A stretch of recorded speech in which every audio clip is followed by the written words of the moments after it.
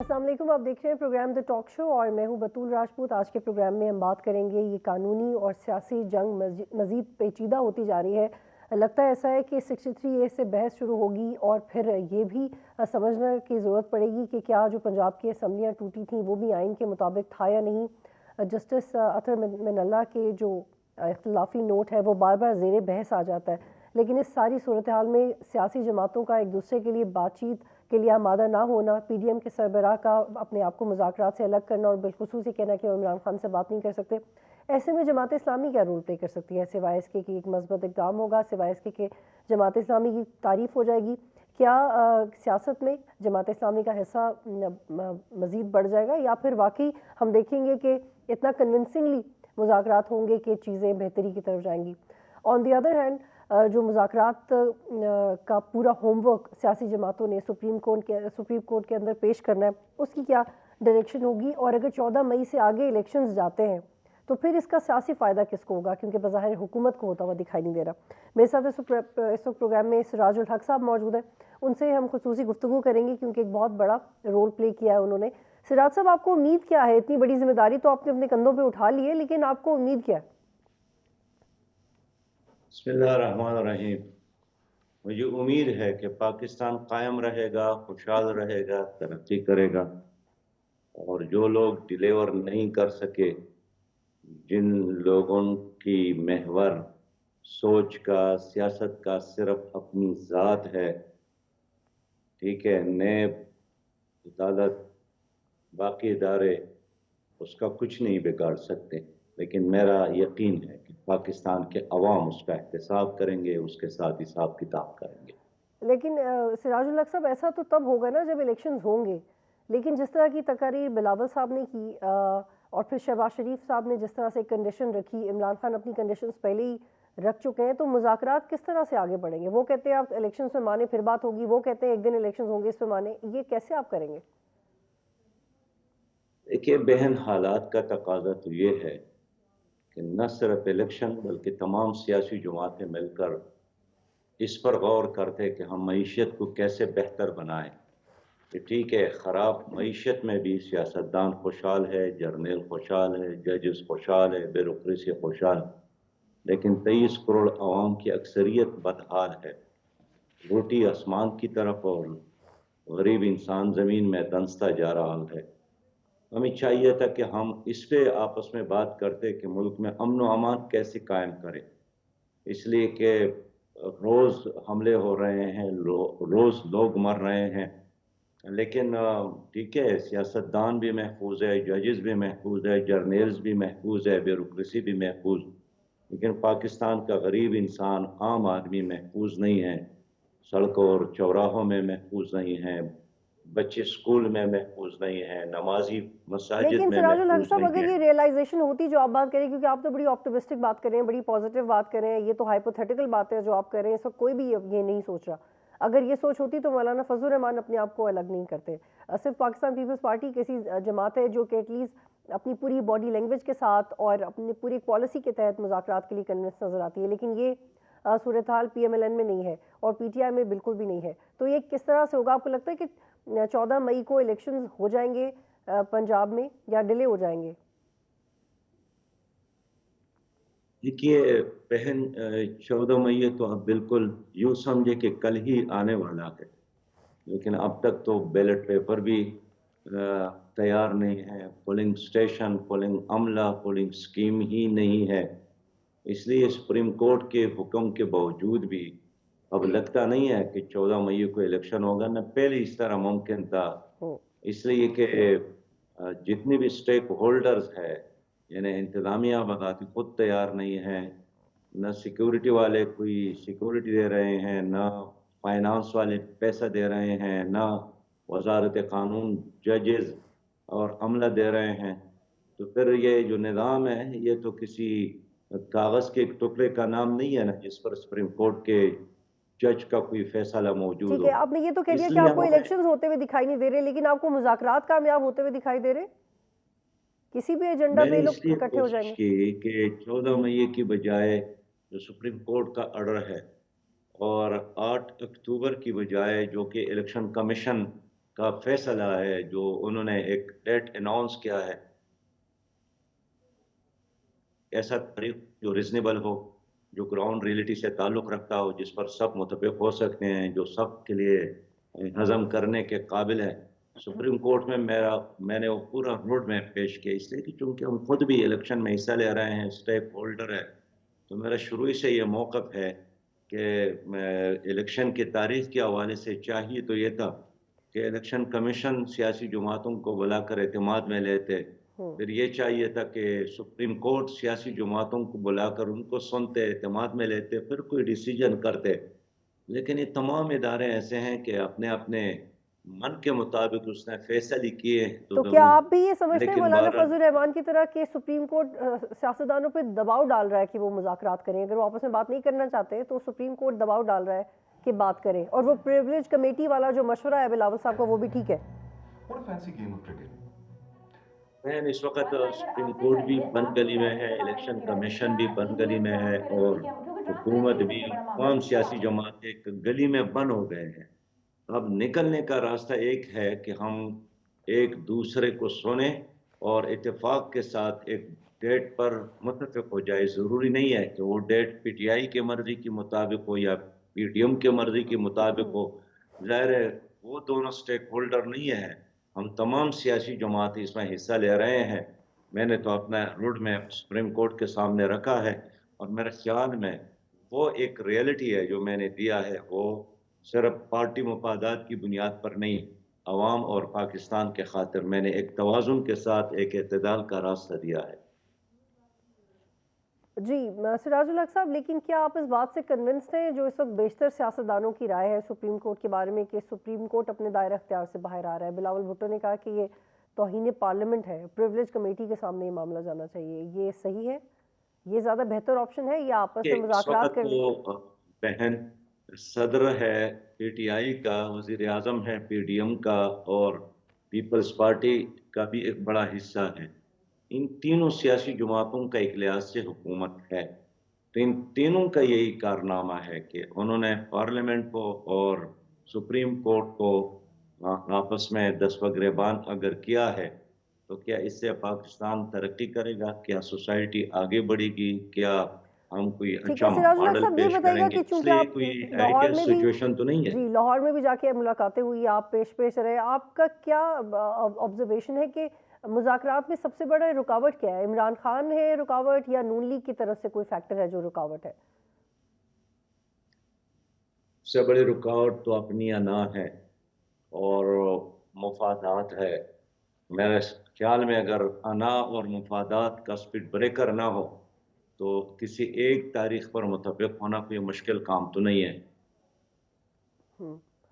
اچھا سراج الحق صاحب، یہ بتائیے گا کہ شہباز شریف نے جو اعتماد کا ووٹ لیا ہے، اس کی ضرورت تھی؟ ظاہر ہے ان کو اس کی ضرورت تھی، ایک خوف تھا، اور وہ سمجھتے ہیں کہ پتہ نہیں سپریم کورٹ کیا فیصلہ دے گا، کیا انہوں نے کاغذ پر لکھ کر لفافے میں بند کیا ہے.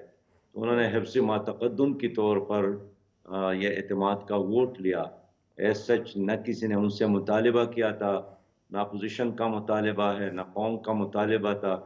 اس لیے کہ قوم اور ملک اس وقت اور مسائل میں گرفتار ہے. مہنگائی ہے، بے روزگاری اور بدامنی آسمان سے باتیں کر رہے ہیں، قیمتیں. لیکن ظاہر ہے ان کے اپنے مسائل ہیں. ان کا بڑا مسئلہ یہی تھا کہ کل اگر سپریم کورٹ میرے خلاف کوئی فیصلہ دیتا ہے تو پہلے سے میں اعتماد کا ووٹ لوں. ٹھیک ہے سراج الحق صاحب، آپ کو کیا لگتا ہے کہ دونوں فریقین میں کس بات پہ بات آگے بڑھ سکتی ہے سوائے اس کے کہ بات کرنی چاہیے؟ کس نقطے پہ بات آگے دیکھیے بڑھ سکتی ہے؟ بات تو اس وقت بڑھے گی نا جب آپ اپنی ذات کی بجائے ملک اور قوم کے مفادات کو مد نظر رکھے. میں پھر کہوں گا کہ اگر آپ اپنی ذات کو ہی ایک محور سمجھ کر، مسئلہ یہ ہے کہ پہلے زمانے میں لوگ محبت بھی کرتے تھے دوسروں کے ساتھ، معشوق بناتے تھے دوسروں کو، لیکن اب وہ اپنی ذات سے محبت ہے اور معشوق اور محبوب بھی اپنی ذات ہی ہے. اور یہی بڑی رکاوٹ ہے کہ میری ذاتی مفادات، میری پارٹی کے مفادات، میرا اپنا مستقبل، قوم کا, ملک کا, معاشرے کا, یہ بہت بعد کی بات ہے. اس لیے میں سمجھتا ہوں کہ اب تو یہ پی ڈی ایم کا بھی امتحان ہے, خاص کر وزیر اعظم شہباز شریف کا بھی امتحان ہے, اور پی ٹی آئی کا بھی امتحان ہے.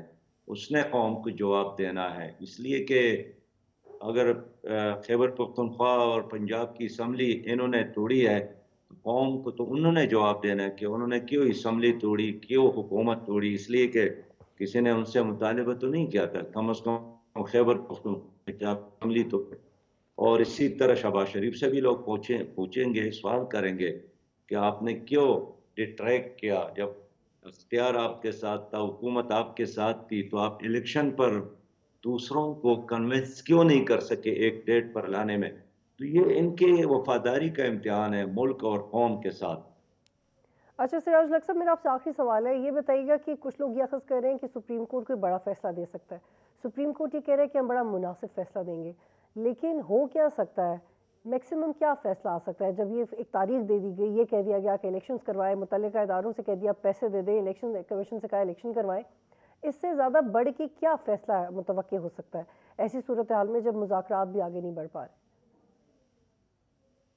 دیکھیے بین سپریم کورٹ کے ساتھ تو بہت آپشن موجود ہے اور ایک بااختیار ادارہ ہے. مثلا ایک آپشن تو یہی ہے کہ چیف جسٹس دل بڑا کر لے, اور جو سیاسی جماعتوں نے ان سے ڈیمانڈ کیا تھا کہ الیکشن ایک ایسا مسئلہ ہے جو ایک صوبے کا نہیں ہے, ایک پارٹی کا نہیں ہے, پوری قوم کا مسئلہ ہے, تو آپ بھی تمام ججز کو ایک فل کورٹ میں بٹھا کر فیصلہ کر لے.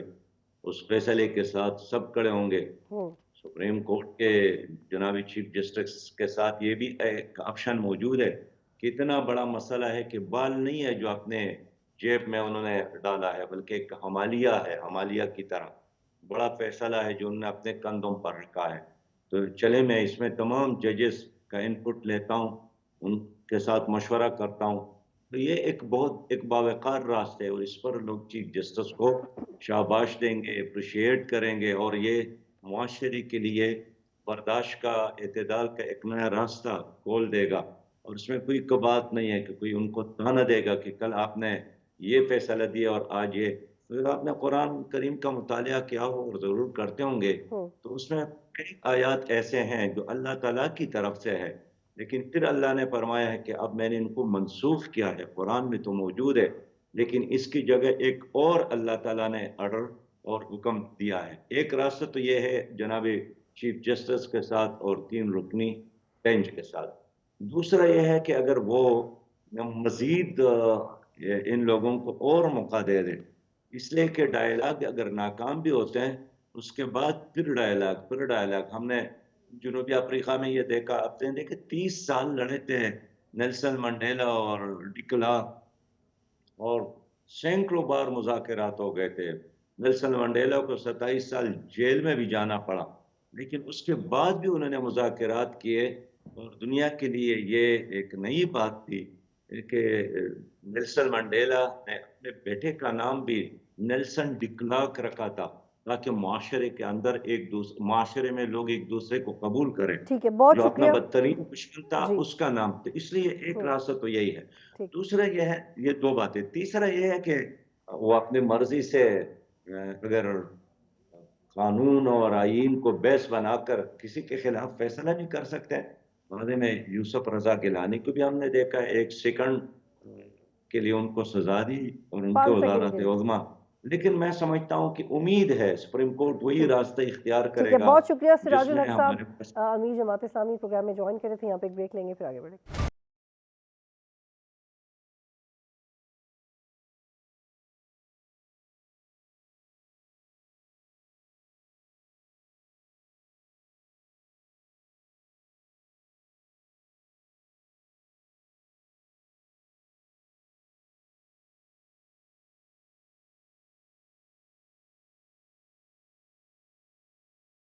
پروگرام میں خوش آمدید. اب اپنے پروگرام میں ہم لیگل اوپینین لے گے سیاسی معاملات کے اوپر. پہلے آپ نے سراج الحق صاحب کے ساتھ ایک خصوصی گفتگو دیکھی ہماری. میرے ساتھ اس وقت پروگرام میں موجود ہیں جہانگیر خان جردون صاحب, ایڈوکیٹ جرنل اسلام آباد ہیں. اشتیاق احمد صاحب مجھے جوائن کر رہے ہیں, صدر لاہور ہائی کورٹ.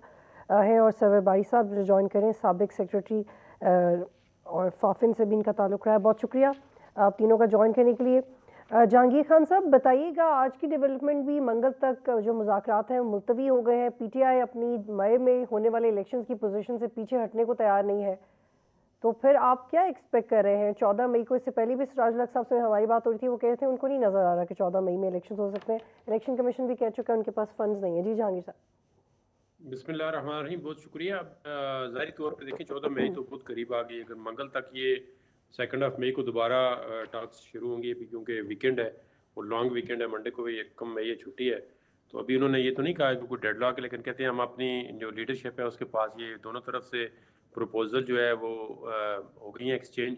तो अभी अपनी जो लीडरशिप है वो पीटीआई वाले भी और पीटीएम भी अपने जो पार्टी सरबराहान से उस डिस्कशन के बाद they will come again on Tuesday, Monday या ट्यूसडे। तो जब आप दोबारा मिलते हैं तो उसके बाद फिर आगे प्रोसीड। अब 14 मई का जहाँ तक इलेक्शन का तल्लक है तो इट्स नॉट पॉसिबल, बिल्कुल जो है ना वो 14 मई को तो होते हुए नज़र इलेक्शन नहीं आ रहे। उसकी बेशुमार वजूहत हैं, ना अभी तक बैलेट पेपर की प्रिंटिंग हुई है। इलेक्शन कमीशन ने भी आई थिंक इन राइटिंग को सुप्रीम कोर्ट में जमा करा दी है कि 14 मई को जो है ना वो इलेक्शन नामुमकिन है। तो अब देखते हैं ये दो पार्टियाँ जो है जब किसी नुक्ते पहुँचती है या नहीं पहुँचती, या फिर सुप्रीम कोर्ट जो है इस पर कोई आगे फर्दर क्या प्रोसीडिंग करती है। तो नेक्स्ट वीक जो है दैट इज़ इम्पॉर्टेंट कि क्या होता है अगले हफ्ते, जब जो वीक है वो ट्यूसडे से शुरू होगा तो पता चलेगा कि क्या प्रोग्रेस होती है। तो तब तक तो मेरे ख्याल में अभी ये जो दरमियान के 2-3 दिन है इसमें तो कुछ नहीं हो सकता। इश्तियाक अहमद साहब, आप क्या समझते हैं कि 2 राउंड हो चुके हैं मुज़ाकरात के और कोई भी चीज़ सामने नहीं आई है, कोई भी कंसेंसस क्रिएट नहीं हो सका। इस सारी सूरत हाल में सुप्रीम कोर्ट की पोजीशन मज़ीद क्वेश्चनेबल हो गई है, जो कि एक्चुअली है। फुल कोर्ट का मुतालबा हो चाहे या कुछ जज साहिबान के इख्तलाफी नोट्स, ये जो एक सवाल है सुप्रीम कोर्ट के चीफ जस्टिस की अथॉरिटी के ऊपर, ये ज़्यादा क्वेश्चनेबल हो गया है कि मुज़ाकरात की ऑफ़र करवाई सुप्रीम कोर्ट ने, मुज़ाकरात भी नहीं हो पा रहे, 2 राउंड हो चुके हैं, 14 मई सर पे है, तो ये सुप्रीम कोर्ट ने शायद इतना दूररस मशवरा नहीं दिया, इसीलिए वो इम्प्लीमेंट नहीं हो पा रहा। Do you think like that, Ishtiyaq Ahmad साहब? देखिए जी, जो तो सुप्रीम कोर्ट का फैसला है ना, उसके बारे में तो राय बड़ी वाज़ेह है कि सुप्रीम कोर्ट के पास उसका इख्तियार था और किसी पार्टी ने उसको चैलेंज नहीं किया था। अगर उसको चैलेंज किया जाता तो अदरवाइज जो ओपिनियन बाद में फॉर्म की जा रही हैं वो अकॉर्डिंगली प्रिवेल कर सकता था। लेकिन जब इम्प्लीमेंटेशन की बात आई तो इम्प्लीमेंटेशन के ऊपर सुप्रीम कोर्ट ने एक डायरेक्शन दी। यहाँ पे सेक्रेटरी फाइनेंस जो हैं उसके साथ सेक्रेटरी इंटीरियर जो हैं वो आके अपना मौक़िफ़ बयान करें। उन्होंने अपनी रिपोर्ट सबमिट कर दी। अब उन रिपोर्ट्स को सामने देखते हुए सुप्रीम कोर्ट ने पहले स्टेट बैंक को भी डायरेक्ट किया कि जी अगर पेमेंट्स का मसला है तो स्टेट बैंक डायरेक्ट पेमेंट कर दे। लेकिन जो आज की सूरत हाल क्रॉप अप हो गई है ना, उससे सुप्रीम कोर्ट की पोजीशन तो मैं नहीं समझता कि कोई क्वेश्चनेबल हो गई है। सुप्रीम कोर्ट ने तो हमेशा फैसला दिया है आइन और कानून के मुताबिक, और अगर ये 187 में जो प्रोसीडिंग्स अब हमारे पास चल रही हैं इस वक्त सुप्रीम कोर्ट में, तो सुप्रीम कोर्ट के पास इख्तियार है कि वो कोई भी ऑर्डर कर सकते हैं। अगर उन रिपोर्ट्स को सामने रखते हुए, जो कि रिपोर्ट्स उनके पास आई, वो इंटीरियर मिनिस्ट्री ने दी, वो लेकिन सॉरी टू कट यू, यही तो मैं आपसे सवाल कर रही हूँ कि चाहे वो स्टेट बैंक के गवर्नर को बराह रास्त बोल दें कि पैसे लें, या वो इलेक्शन कमीशन को कह दें कि आप हमारे पास आए अगर आपको तंग करे, या वो बराह रास्त सियासतदानों को कह दें कि आप आपस में बातचीत करें, इन तीनों में से कुछ भी नहीं हो पा रहा, इसलिए सुप्रीम कोर्ट की पोजीशन क्वेश्चनेबल हो गई। नहीं, मैं तो ये कह रहा हूँ कि इससे क्वेश्चनेबल पोजीशन नहीं हुई, बल्कि सुप्रीम कोर्ट ने अटमोस्ट ट्राई की कि जो इशू है उनके सामने that is to be resolved. Issue अगर सियासतदान बैठ के अपना खुद नहीं कर सकते तो सुप्रीम कोर्ट में जब पिटीशंस जाएंगी तो सुप्रीम कोर्ट ने तो उसके मुताबिक फैसला करना है, और जो फैसला उन्होंने किया है उसको तो आज तक किसी ने चैलेंज नहीं किया कोर्ट में। या तो उस ऑर्डर को ही चैलेंज कर लिया जाता ना, उसका एक कानूनी रास्ता मौजूद था, वो उसको चैलेंज नहीं किया, उसकी इंप्लीमेंटेशन आई तो सबने कह दिया कि जी ये हमें काबिल कबूल नहीं है, अब फुल कोर्ट बन जाए। अब जजेस के दरमियान जो इनिशियल कोई इख्तलाफात हुए, वो इख्तलाफी नोटों की बात हुई, उसके ऊपर मेरा बड़ा वाज़ेह स्टांस है कि जो इख्तलाफी नोट हैं ये बेंच 2 اور 3 کے حوالے سے 2 لوگوں کا جو اختلافی نوٹ ہے وہ ویلڈ اختلافی نوٹ ہے، اور جنہوں نے 2 بینچ کا حصہ نہ ہو کے اختلافی نوٹ دیے ہیں وہ نہ قانون اس کی اجازت دیتا ہے نہ آئین اس کی اجازت دیتا ہے، وہ ان کی اپنی مرضی ہے جنہوں نے وہ نوٹ دیے ہیں۔ باقی 5 ممبر بینچ کا فیصلہ تھا، 3-2 کا فیصلہ ہوا۔ اب یہ 4-3 والی اور یہ ساری کی ساری باتیں جو ہے اسی لیے وہ متنازع بنانے کے لیے کسی چیز کو کیا جا رہا ہے، جبکہ فیصلہ میں نے جیسے پہلے کیا اس کو چیلنج کرنے کا حق ہر پارٹی کے پاس تھا، سنا گیا نہیں سنا گیا، وہ اس میں پارٹی تھے نہیں تھے، وہ اکارڈنگ اب وہاں پہ تو بحث بھی ہوئی، وہاں پہ تو انہوں نے فیصلہ دیا، attorney general was there, attorney general نے موقف دیا، اور سب لوگوں کا موقف آنے کے بعد یہ امپلیمنٹیشن کے دوران جو ہے یہ ساری کی ساری نئی اختراعیں پیش کی۔ جی آپ کہیں گے میرے ساتھ میرے ساتھ ہی سر باری صاحب آپ بتائیں آج کی ڈیولپمنٹ کے بعد آپ کو کیا کون سی امید کی کرن نظر آ رہی ہے کہ مزید وقت ضائع نہیں ہوگا؟ آپ سے پہلے سراج الحق صاحب کہہ رہے تھے مذاکرات ہونے چاہیے چاہے بہت زیادہ وقت لے لیں، لیکن کیا ملک متحمل ہو سکتا ہے ایسے مذاکرات کا جن کا نہ کوئی نتیجہ نظر آ رہا ہو، جس سے وقت بھی ضائع ہو رہا ہو، آئی ایم ایف کے ساتھ ابھی ڈیل نہیں ہوئی ہے؟ دیکھیے پہلی بات تو یہ ہے کہ ہمیں یہ سمجھنا ضروری ہے کہ آخر جو پی ٹی آئی کی حکومت کا جو تختہ الٹا گیا تو اس کو سمجھنا ضروری ہے، اور کیا وہ مقاصد انہوں نے پورے کر لیے ہیں جنہوں نے تختہ الٹا ہے۔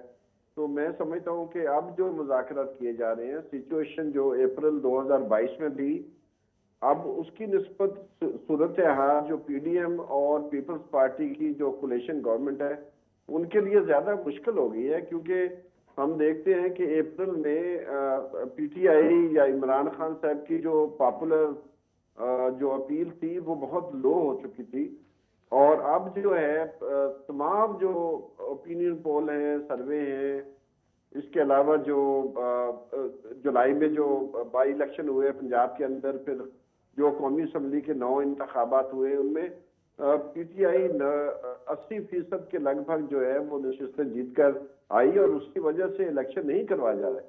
تو وہ جو معاملہ ہے، جو ایک آبجیکٹو کنڈیشنز ہیں، جو موضوعی حالات ہیں، اس کے مطابق تو ہمیں نظر آتا ہے کہ اگر الیکشن سے کوئی سمجھوتا ہو سکتا ہے تو کیا اس کے بعد کیا جس طرح مجیب الرحمان صاحب کی عوامی لیگ جو ہے بھاری اکثریت سے جیتی تھی، ان کو اقتدار نہیں سونپا گیا تھا، اسی طرح جو جگتو فرنٹ جو یونائٹڈ فرنٹ تھا، سور وردی اور فضل الحق اور مولانا بشانی صاحب نے بنایا تھا 1954 میں، انہوں نے بھاری اکثریت حاصل کی تھی، کیا ان کو اقتدار جو ہے منتقل کیا گیا تھا؟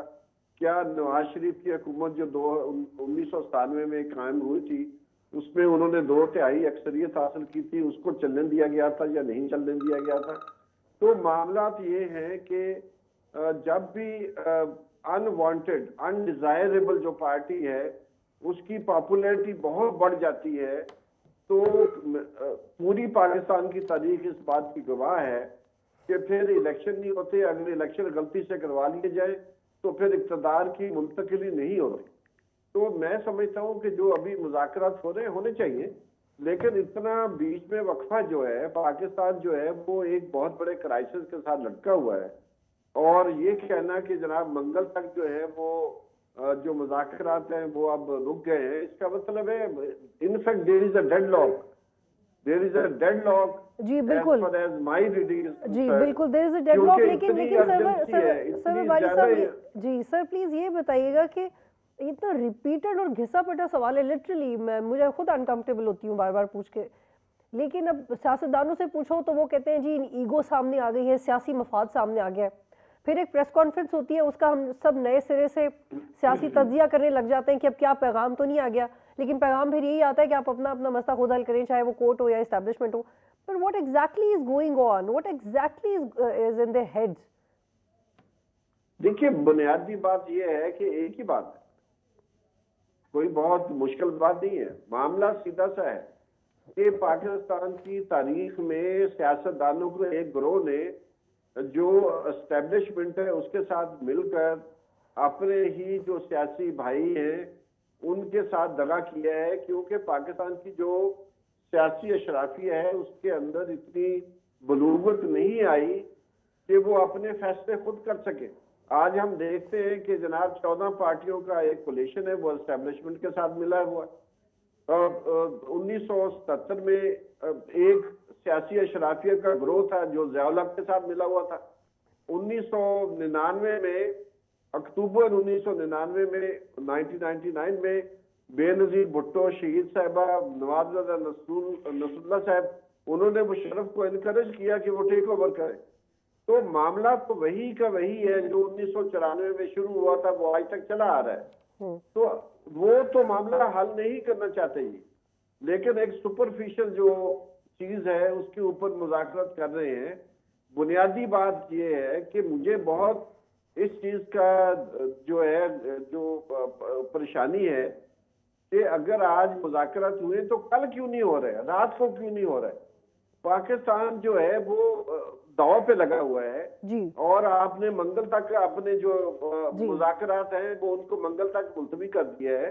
तो मैं समझता हूँ कि या तो ये डेडलॉक है, जैसे मैंने पहले कहा, अगर बहुत ही ज्यादा मैं गुंजाइश दूं इनको तो हो सकता है कि कहीं से इशारा हो कि हम असम्बलियां डिसॉल्व करते हैं, मुज़ाकरात की जरूरत नहीं है। लेकिन मेरा अपना ख्याल ये है कि डेडलॉक है, सीरियस डेडलॉक है, जो हुकूमत के अंदर फजल रहमान और जो जी सबा भाई साहब, यहाँ पे मुझे एक ब्रेक लेनी है, ब्रेक के बाद इसी को कंटिन्यू करेंगे। अगर मरियम नवाज शरीफ ये कहें कि सियासतदानों से बात हो सकती है, दहशत गर्दों से नहीं है, और वो मुज़ाकरात से एग्जैक्ट 2-4 दिन पहले बात करें, तो इस एटीट्यूड के साथ किस तरह से बात हो सकती है, और ये रवैया दोनों तरफ है। एक ब्रेक लेते हैं, फिर वापस आते हैं।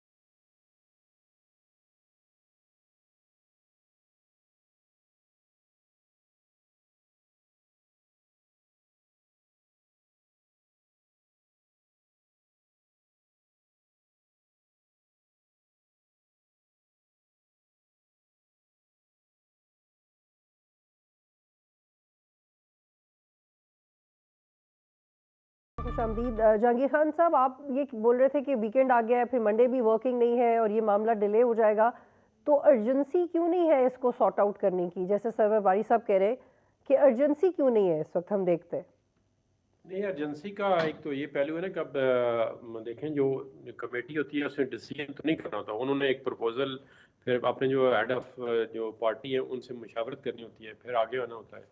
तो ये तो मेरे ख्याल में अगर मसला हल हो जाए तो अगले हफ्ते भी हो तो कोई मसला नहीं है इसमें। क्या अगर इतनी ज़्यादा भी कोई इमरजेंसी नहीं कि हर सूरत में कल या सर अगर ये किसी नतीजे पे पहुंच जाते हैं तो 2 दिन का मेरे ख्याल में कोई वीकेंड का इतना असर नहीं लेकिन है। इमरान खान साहब ये भी कहते हैं कि अगर सितंबर में गवर्नमेंट इलेक्शंस की बात करती है तो मुज़ाकरात करने का फायदा नहीं है, करवाना है तो मई को ही करवाओ। मई में तो प्रैक्टिकली पॉसिबल नहीं है, इतने दिन ही नहीं, ये एक्सरसाइज के लिए इतने दिन ही नहीं बचे। मैं इमरान खान पे तो कोई पॉलिटिकली कमेंट्री नहीं करना चाहता, लेकिन अब वो आपको देखें, उनका ट्रैक रिकॉर्ड देखें तो वो कोई जो बात करते हैं उससे फ़ौरन जो है ना फिर दूसरी तरफ चले जाते हैं। मतलब एक ज़रूरी नहीं कि वो एक स्टिक करें किसी बात से। अभी आपको ये भी पता है कि अभी आज मीडिया पे खबरें चल रही थी कि उन्होंने डिसाइड कर ली कि जी जो दोनों असम्बलियाँ डिज़ाल्व की उनकी रेस्टोरेशन के लिए कोई या तो फाइल हो चुकी है एक पिटिशन, या वो अपनी तरफ से पीटीआई जो है फाइल कर रही है। तो उनका पता नहीं चलता। अभी हो सकता है वो कह देंगे कि असम्बलियाँ अगर रिस्टोर हो जाती हैं उनकी, तो वो फिर पंजाब असम्बली भी उनकी रिस्टोर हो जाती है अगर सुप्रीम कोर्ट कर देती है उनके कहने पे कोई आर्गूमेंट होते हैं केस, तो या केपीके भी। अब देखें ना, केपीके पे तो इलेक्शन का कोई पूछता ही नहीं है ना, उस पर कोई किसी कंसंट्रेशन है। सारी कंसंट्रेशन जो है वो पंजाब पे है। जी, वो जो 6 सफ़ों का ऑर्डर था उसमें ये लिखा हुआ था कि मुतल्लिका इदारे वहाँ के हाई कोर्ट से कंसल्ट करें और फिर आगे बढ़ें। अब ये देखें ना, आप देखें इसी सुप्रीम कोर्ट ने 184(3) के जरिए दोनों प्रोविंशियल असेंबली का केस टेकअप किया। और जब ये फिर अभी इश्ताक साहब कह रहे थे 4-3-3 थी, असल में जो मसला with in the supreme court हुआ है उसने भी बड़ा इस काम को वो किया है।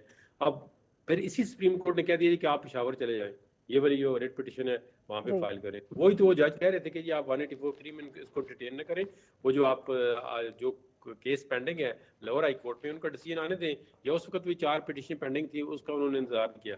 तो अगर सीपीएलए फाइल हो जाती है पूरी जो है फुल कोर्ट अगर बैठ के, ये तो पॉलिटिकली क्वेश्चन है ना, पॉलिटिकल थिकेट में आप जब भी जाएंगे वो पॉलिटिकल। अभी ये देखें ना, सुप्रीम कोर्ट ने कहा जी आप दोनों पार्टियां जाए बाहर जाके तो इसको पॉलिटिकली आप बैठ के रिजॉल्व करें। अगर ये पॉलिटिकली क्वेश्चन था फिर सुप्रीम कोर्ट ने कहती कि आप जाएं जी, हमारा काम नहीं है, आप दोनों मिलकर। सुप्रीम कोर्ट ने कहा है कि बात करके दोबारा आए। تو یہ یہی بات ہے پھر نا. کیا اب ایک جواب انہوں دیں نے گے خود سپریم ڈیسائیڈ کورٹ کے کرنا ہے, بعد؟ جی انہوں نے اگر یہ ڈیسائیڈ کر لیا لیٹ سے کہتے ہیں جی یہ الیکشن سپٹمبر میں ہو تو پھر 90 ڈیز والا کام تو ختم ہو گیا نا. یا وہ کہتے ہیں جی اکتوبر میں ہو, ہماری یہ کنڈیشن ہم اکتوبر کے لیے بھی تیار ہیں, سمنیر اسٹور کرا دیں اور ہمارے جو ممبران ہیں ٹھیک ان ہے کے آپ ٹھیک ہے. اشتیاق احمد ہائپوتھیٹیکلی بات کر رہا صاحب اب یہ پریزمپشن پہ. مذاکرات تو آگے بڑھ نہیں رہے ہیں, اور فار اینی ریزن اگر بڑھ جاتے ہیں اور سپریم کورٹ کو وہ معاملہ یا وہ چوائس سمجھ میں نہیں آتی تو پھر کیا ہوگا؟ کیونکہ کورٹ کو تو جواب دینا ہے دونوں پارٹیز نے. دیئر آنسر آلدو یہ ایک پولیٹیکل ڈیمانڈ تھی کہ آپس میں بات کریں, لیکن یہ کیا بات چیت کر کے آگے جائیں گے؟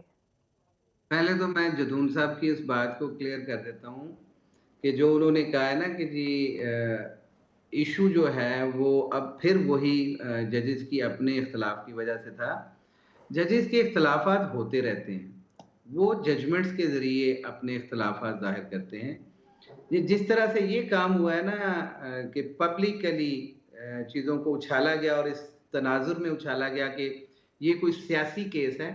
دراصل سیاسی کیس نہیں تھا, یہ آئین کے آرٹیکلز کے مطابق جو ایک مینڈیٹ تھا اس کے مطابق جب چیزیں طے نہیں ہو رہی تھی, فیصلے نہیں ہو رہے تھے ہائی کورٹ میں, کیونکہ ججمنٹ جو پٹیشن تھی اس میں ججمنٹ آ چکی تھی جواد صاحب کی اور جسٹس جواد صاحب کی. اس کے بعد آئی سی اے میں وہ لوگ گئے ہوئے تھے اور آئی سی اے پہ آرگو نہیں کیا جا رہا تھا, چیزیں لنگر آن کی جا رہی تھی اور آئین کی منشا پوری نہیں ہوتی تھی اور اس میں 184(3) انووک کیا گیا. اور جو آپ کا سوال ہے کہ جی یہ سیاسی بات ہونی چاہیے, میں ہمیشہ کہتا ہوں کہ سیاسی ڈائلاگ ہونے چاہیے, سیاسی لوگوں کو سیاسی انداز میں اپنے فیصلے کرنے چاہیے, اور جب یہ اپنے فیصلے کرنے میں ناکام ہوتے ہیں تو پھر یہ عدالتوں میں یہ ساری چیزیں لے کے آتے ہیں. اب جب عدالتوں میں کوئی چیز آئے گی, کوئی پٹیشن آئے گی, کوئی سو موٹو لیا جائے گا, تو ان کی نااہلی کی وجہ سے میں سمجھتا ہوں کہ ان لوگوں کو پہلے ہی یہ طے کرنا چاہیے تھا. اگر نہیں کیا تو اب بھی کر لیں, تو اس ملک اور قوم کے حال پہ رحم کریں, ہٹ دھرمیوں اور اپنی اپنی انا کو ختم کر کے اس ملک اور قوم کے لیے سوچیں. ٹھیک ہے اور سر, باری صاحب میرا آخری سوال ہے آپ سے سر, اس کا تھوڑا مفصل جواب دیجیے گا. سارے پیرائے میں یہ آڈیو لیکس بھی آ گئی, ہم نے دیکھ لیا, پھر طرح طرح کے سو موٹوز بھی ہو گئے, ہم نے دیکھ لیا, چاہے اس کو توہین پارلیمنٹ کہہ دیا جائے وہ بھی ہم نے دیکھ لیا. لیکن جو ایک چیز ہے جو بدل نہیں رہی وہ یہ ہے کہ ساری سیاسی جماعتیں انتظار کر رہی ہیں کہ لاہ عمل ہونا کیا چاہیے. وہ ایک طرف کی خاموشی ہے, اس لیے ایسا ہو رہا ہے, یا بار بار پریس کانفرنس میں ایک ہی بات کر دی جاتی ہے اور ان کو پیغام نہیں مل پاتا؟ ان کو روکا کس چیز نے ہوا ہے فیصلہ لینے سے؟ عدم اعتماد کا ووٹ لے لیا, لیکن آصف علی زرداری صاحب نے کہا کہ یہ ہم تو فقیر ہیں, ہمیں تو پتہ نہیں, جو چاہے وہ کیا کرے. اب اتنا معصوم تو کوئی نہیں ہے, جو قدم ہے وہ جان بوجھ کے نہیں لیا جا رہا, سوچنے میں وقت کیوں لیا جا رہا ہے؟ ایگو بھی فار دا ٹائمنگ چھوڑ دیں کہ ایگو بھی نہیں ہے, پیسے بھی ہیں یہ بھی, لیکن اس کے علاوہ کیا سوچنے میں وقت لگ رہا ہے؟ دیکھیں, ایگو تو اس شخص کی ہوتی ہے جس کا کوئی وقار ہو. معاملہ سیدھا سا ہے, مفادات کا ہے. مفادات میں ایگو نہیں ہوتی, مفادات ہی ایگو ہوتے ہیں. اس لیے ہمیں یہ سمجھنے کی ضرورت ہے کہ یہ جو آپ آڈیو ویڈیو لیکس کی بات کر رہی ہیں, مجھے یاد ہے, میں تاریخ کا طالب علم ہوں, جناح کے پاس کوئی جو پوسٹ مین تھا وہ ایک لیٹر لے کے آیا, جو کہ ان کے وہ رائیول تھے, جہاں ان کے جو کانگریس کے ایک بہت بڑے لیڈر تھے, ان کے بارے میں ایک لیٹر تھا. تو جناح صاحب نے وہ لیٹر پڑھنے سے انکار کر دیا. انہوں نے کہا کہ یہ سیاسی جنگ ہے, مجھے اپنا سیاسی کیس لڑنا ہے, مجھے اس طرح کی جو معلومات ہیں, جو ان کی پبلک لائف ہے, اس کو ڈیمیج کرنے سے میں اپنی سیاسی جنگ نہیں جیت سکتا. لیکن وہی مسلم لیگ جو ہے, جناح صاحب کی جانشین مسلم لیگ آج کی جو ہے, وہ انوالو ہے آڈیو اور ویڈیو لیکس میں. پہلا مسئلہ تو یہ ہے. دوسری جو آپ نے سوال ہے آپ کا, کہ ہمیں بنیادی طور پر یہ سمجھنے کی ضرورت ہے کہ پاکستان کی جو سیاسی اشرافیہ ہے وہ آج بھی عوام اور اپنی پارٹی پر تکیہ کرنے کی بجائے وہ اسٹیبلشمنٹ کے اوپر اس کا تکیہ اور اس کا بھروسہ اور اس کی ریلائنس جو ہے, اس کا انحصار زیادہ ہے. तो जब तक ये इम्बैलेंस पाकिस्तान में मौजूद रहेगा कि हमारी सियासी अगर जमातें हैं उनकी देखें कि जो उन्होंने खुद आइन बनाया था, कानून बनाया था 2017 का इलेक्शंस एक्ट, उसका चैप्टर जो 11 है वो बहुत जी ठीक है, बहुत शुक्रिया सरवर बारी साहब और बाकी मेहमानों का प्रोग्राम में ज्वाइन करने की। नाज़रीन, प्रोग्राम देखने का शुक्रिया। अल्लाह हाफ़िज़।